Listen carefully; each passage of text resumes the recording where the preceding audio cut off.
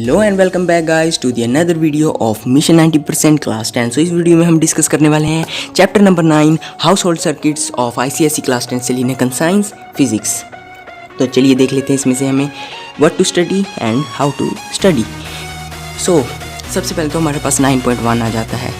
इसमें कुछ इंपॉर्टेंट है, इसको सिर्फ ऊपर ऊपर से पढ़ लेना, that will be enough for you. इसमें ज़्यादा डीप में जाने की ज़रूरत नहीं है।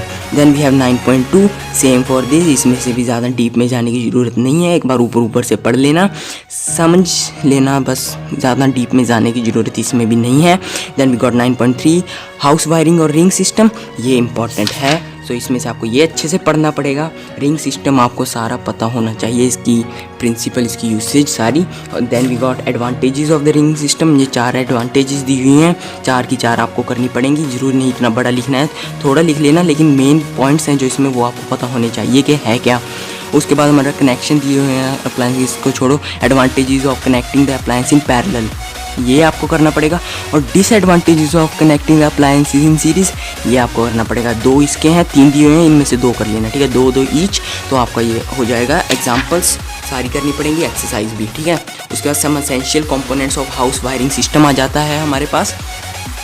तो इसमें से आपको क्या करना है, इसमें से सबसे पहले तो आपके पास फ्यूज़ का आ जाता है। फ्यूज़ की आपको डेफिनेशन याद कर लेनी है, उसका प्रिंसिपल याद कर लेना है, और उसकी डिपेंडेंस पता होनी चाहिए आपको, ठीक है। डिपेंडेंस के बाद हमारे पास एग्जांपल्स आ जाते हैं, एग्जांपल और मटेरियल ऑफ फ्यूज़। इसमें आपको पता होना चाहिए कि कौन सा मटेरियल सूटेबल है और कौन सा अनसूटेबल है, तो ये दोनों चीज़ें आपको पता होनी चाहिए। फिर कंस्ट्रक्शन दी हुई है, कंस्ट्रक्शन आपको पढ़नी पड़ेगी, इसकी अपने पढ़ लेना इसमें से, लेकिन बना के अपने आप लिखना होगा। और same for working also, working के लिए और कंस्ट्रक्शन के लिए पढ़ो इसमें से, लेकिन बना के अपने आप लिखना एग्जाम में। अगर इसमें से रट्टा मारने लग गए तो कर गए चैप्टर कभी का, ठीक है। सो उसके बाद हमारे पास reason for connecting the fuse in the live wire आ जाता है, और इसमें से आपको फंक्शन ऑफ द फ्यूज़ और fuse connected in neutral wire, ये दोनों चीज़ें पढ़ लेनी है। डायग्राम बेस्ड है, सर्किट बेस्ड है।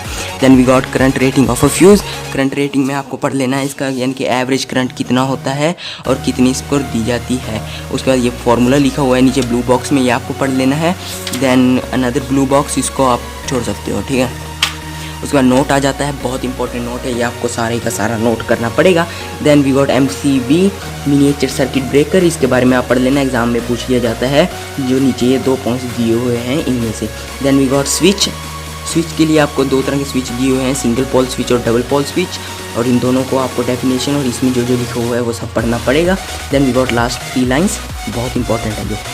उसके बाद reasons for connecting the switch in the live wire, reason आपको पता होना चाहिए कि क्यों करते हैं, एटलीस्ट 2 to 3 रीजंस सफिशेंट होंगे, ठीक है। और उसके बाद जो हमारा circuits with dual control switches है, ये आपका सिलेबस में से रिड्यूस हो चुका है, तो इसमें आपको करने की ज़रूरत नहीं। देन गॉट अर्थिंग ग्राउंडिंग, ठीक है, लोकल अर्थिंग के बारे में आपको पता होना चाहिए, safety by the local earthing with diagram, ये सब सारा पढ़ना पड़ेगा। यानी कि 9.7 और 9.8 ये आपको दोनों सारे पढ़ने पड़ेंगे, ठीक है। 9.7 9.8, यहाँ पर मिस प्रिंट है 9.19 है, ये 9.9 है, तो ये आपको ये बॉक्स अच्छे से कर लेना है। इस बॉक्स में से 1 to 2 मार्क्स के क्वेश्चन बनते हैं। देन वी गॉट 9.10 जिसमें हाई टेंशन वायर्स के बारे में लिखा हुआ है, ये आपको सारा पढ़ना पड़ेगा। और 9.11 के 2 पॉइंट्स हैं, फर्स्ट ऊपर ऊपर से पढ़ लेना, लेकिन सेकंड इंपॉर्टेंट है, ठीक है। उसके बाद एग्जांपल्स और एक्सरसाइज, ये तो आपको सारी करनी पड़ेंगी, और इसी के साथ हमारा जो चैप्टर है वो फिनिश हो जाएगा, ठीक है। और नेक्स्ट चैप्टर हमारा इलेक्ट्रोमैग्नेटिज्म है, इसमें से बहुत सारे कट है सिलेबस, कंफ्यूज हैं बच्चे क्या करना है क्या नहीं। So I will tell you in the next video. Thanks for watching, thank you.